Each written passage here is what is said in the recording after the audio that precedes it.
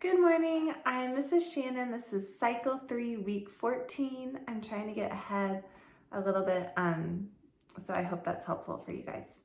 So we are doing irregular verb tenses. We're doing to break today. And so I have 4 and 5-year-olds, the little ones.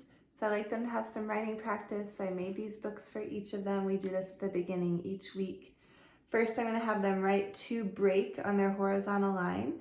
And then they can trace the rest of these tenses too if they want. Some of them like to, some of them are just good with writing it. Either way. And then we're gonna sing the song to the tune still of If You're Happy and You Know It. I got this idea from Driven by Grace. And it goes like this. To break, break, breaks, broke, breaking, broken. To break, break, breaks, broke, breaking, broken. To break, break, breaks, broke, breaking, broken. To break, break, breaks, broke, breaking, broken. So that is English, and I'm also gonna bring in a few blocks. I don't know what these are called, but you could also bring like Duplos in or any blocks that break apart. And just for something extra, have the kids break off some blocks as we sing the song a few more times, just kind of for fun. And then maybe at the end, you know, if you have some time or need a little break, they can build something with their blocks.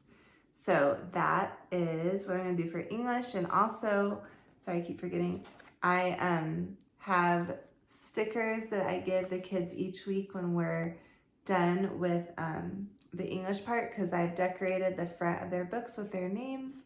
And so I'm gonna give them, I have a few more body part stickers that have been fun. So even though we're technically like done with the body and science, I'm going to give them, like this is a picture of a muscle, a few more body part stickers that they can stick on their book. And then since I'm giving them stickers each week, by the end of the year, they'll have 24 plus stickers on their book. So just kind of fun. So that's English. For timeline, I have my timeline cards, trying to grab them. I put the first letter of each event on them. I got these letters from the dollar store, again, just because I have 4 and 5-year-olds, so it helps them identify the cards.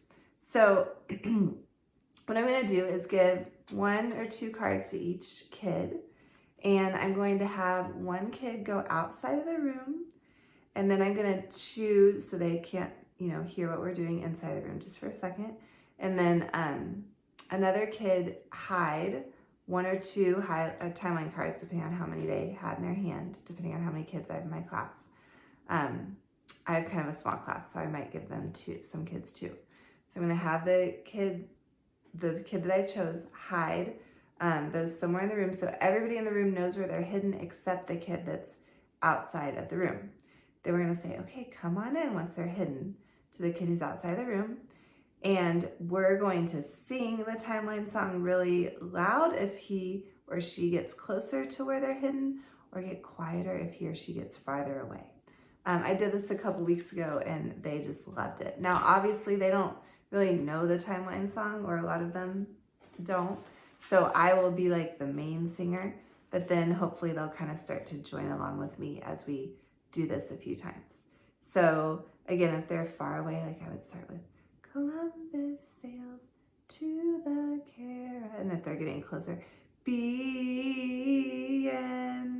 And then Age of Absolute Monarchs. If they're close, then we'll sing it loud. So sing it softer if they're farther away from it. Sing it louder if they're getting closer to it. Once they find it, we go yay, and they get to put it on the wall, have 7 pieces of painter's tape up on the wall, and they get to put them in the right order, and I'll help them with that.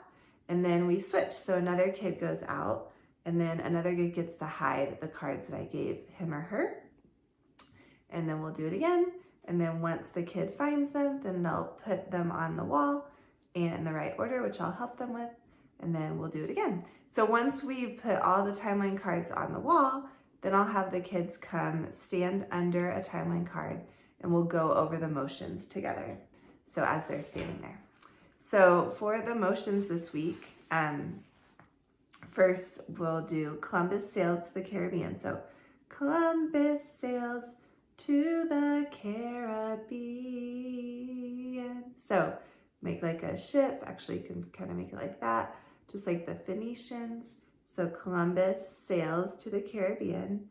And then the age of absolute monarchs, so we're gonna put like our crown on.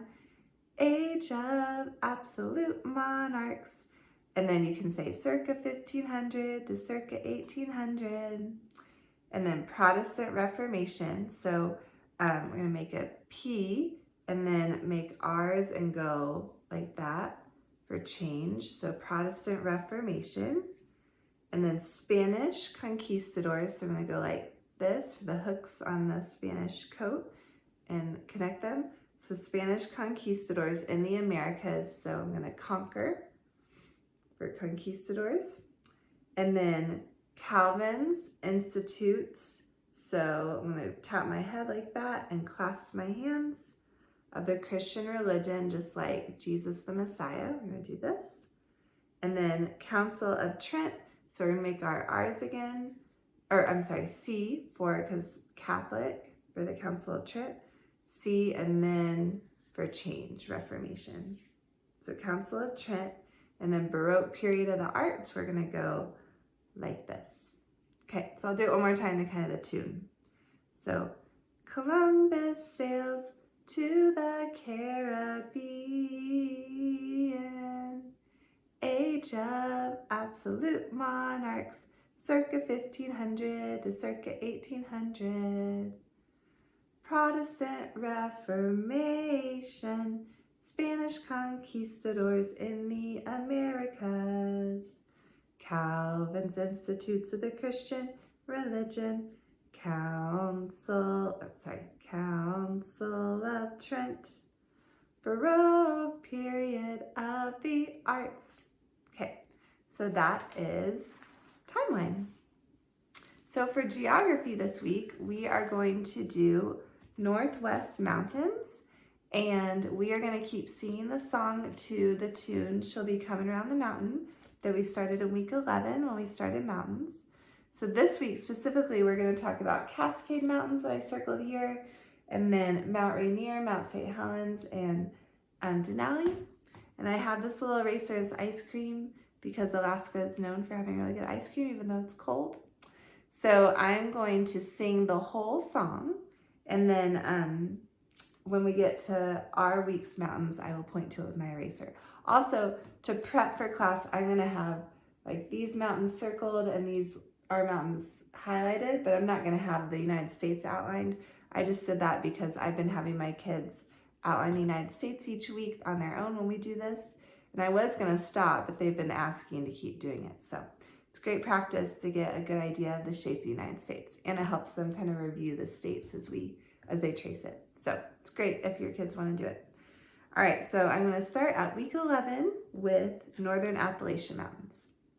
Northern Appalachian Mountains, White Mountains, Green Mountains, Adirondack Mountains, Allegheny Mountains, Northern Appalachian Mountains, Southern Appalachian Mountains, the Great Valley, Blue Ridge Mountains, Great Smoky Mountains, Cumberland Mountains, Mount Mitchell, Southern Appalachian Mountains, Western Mountains, Rocky Mountains, Pikes Peak, Mount Elbert, Sierra Nevada's Mount Whitney, Northwest Mountains, Cascade Mountains, Mount Rainier, Mount St. Helens, Denali. So that is geography, and you could have them kind of march around and sing that song a couple times. I like to give them a chance to kind of color with dry erase markers on their map, so they could color in, make little mountains for the Cascade Mountains, and see if they can remember any states that the Cascade Mountains are in, stuff like that. So that is geography. And then next we're going to do math, and so we're going to talk about linear equivalence. So I don't have one with me right this second, but I'm planning on bringing a ruler to show them centimeter, inch, foot, and then talk about a lot like how many feet is a mile, and and stuff like that. So because I like to give them a visual, and we're going to sing a little song to the tune of Jolly Good Fellow. And as we sing this, I'm going to have them stand up and take tiny steps at first for like centimeter and inch and foot. And then their steps get bigger and bigger as we get to mile and kilometer. So I think that will be fun and get them kind of up after we were sitting more for geography. So our song goes like this, and I have this printable from Kimberly that shows too. You could show this and talk about centimeter, inch, foot too. So our song goes like this. 2.54 centimeters, 2.54 centimeters, 2.54 centimeters equals 1 inch. 2 inches equals 1 foot, 2 inches equals 1 foot, 2 inches equals 1 foot, every single time. 5,280 feet, 5,280 feet, 5,280 feet equal 1 mile. 1 kilometer, 1 kilometer, 1 kilometer equals 5/8 of a mile. And that's to the tune of Jolly Good Fellow. So that is what we're going to do for math. And then for history, I have this printable again from Kimberly. I really love her printables. I'll link her below. Tell me about the tycoons. So I'm doing silly words again because I tried not doing it one week and my kids were upset. So I'm just doing it because it works and they love it. So the way I do that is I read the history sentence first, the normal way, and I tell them to listen really carefully because I'm going to read it again and I might make a mistake. You got to tell me if you hear a mistake. So then after I read it the normal way, then I'm going to read it and put some silly words in, and I tell them if you hear a silly word, raise your hand. So first I'm going to say, during the late 1800s, balloons like Vanderbilt, and balloons, no, what should it be? Oh, tycoons. I try to pick words that kind of rhyme. So then after they hear one silly word, I start at the beginning and read it the correct way. So during the late 1800s, tycoons like Vanderbilt, Rockefeller, okay. Let me try again. So do it again from the beginning the right way so they're going to hear the right way a lot. During the late 1800s, tycoons like Vanderbilt, Rockefeller, Carnegie, and Stitch. No, it should be, Swift. So you get the idea. So instead of nations, I did Nemos. And instead of American, I did merry-go-round. So that works really well for the little ones. I also have this printable I'm going to send home with them from Etsy, a really cool coloring page. So that is history this week. Latin this week, we're doing John 1 through 7, and we're starting with hoc erat. So on my board, I'm going to have the Latin and the English written. And so I'm going to have hoc and same in the same color, erat and was in the same color, in and in the same color, principio and beginning in the same color, and apud and with in the same color, and deum and God in the same color. So they can see the Latin and the English go together. So I am going to show you kind of the tune for this week, and then I'll sing the whole thing so far. So for this week, we start with hoc erat in principio apud deum. This was with God in the beginning. So starting with week 12, I'll sing the whole thing. So, and I forget if I said this already, but I linked below where I got the song and the hand motions. A woman has a video of the whole thing. It's great, so you should check it out if you haven't already. So John 1 through 7. In principio erat verbum, in the beginning was the word. Et verbum erat apud deum, and the word was with God. Et Deus erat verbum, and the word was God. Hoc and Principio apud Deum. This was with God in the beginning. So I'm going to have them stand and do the hand motions and sing the song with me, and we're going to start at the beginning of it so they can get it really down. So that is science this week. Or not science, that is Latin this week. Next, we will do science. And so science, we're going to talk about what is an element. So I have this printable from Kimberly that I love, and I'm going to read it. An element is a basic chemical substance defined by its atomic number and atomic mass. And I'm going to remind them that the atomic number is the number of protons in an element. And I'm going to teach them a little song to the tune of Pop Goes the Weasel. And we're going to do some silly voices too, but I'll sing it normally first. So it goes like this. An element is a basic chemical substance defined by its atomic number and atomic mass.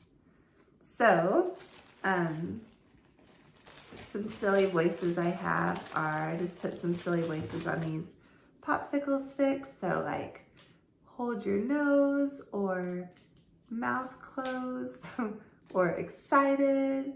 So I will give each kid a popsicle stick with a silly voice and we'll sing the song in their silly voice together. So again, it goes like this.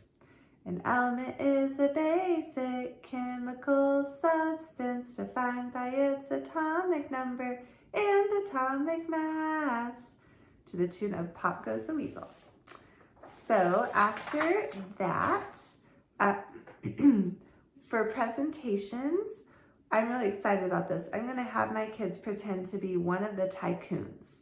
So they could choose one that's mentioned in this week's history sentence if they want, or if they find another one they want to share about. And then they could tell the class how they contributed to the industrial age and a little bit about them. They could dress up like them. So for example, Andrew Carnegie owned the largest steel company in the United States. So it's an example of something they could share about him. So I hope that they choose to dress up too. I think it'd be really fun. And then for review, I'm just going to give them some Play-Doh. I did this once before, and have them make some things with Play-Doh while we listen to some review songs. I make playlists on my computer of songs for each week. And so I'll just bring my computer in and play through a couple weeks that we did recently. So I believe that is everything. I hope this is helpful. Let me know if you have any questions, and have a wonderful week. Thanks. Bye.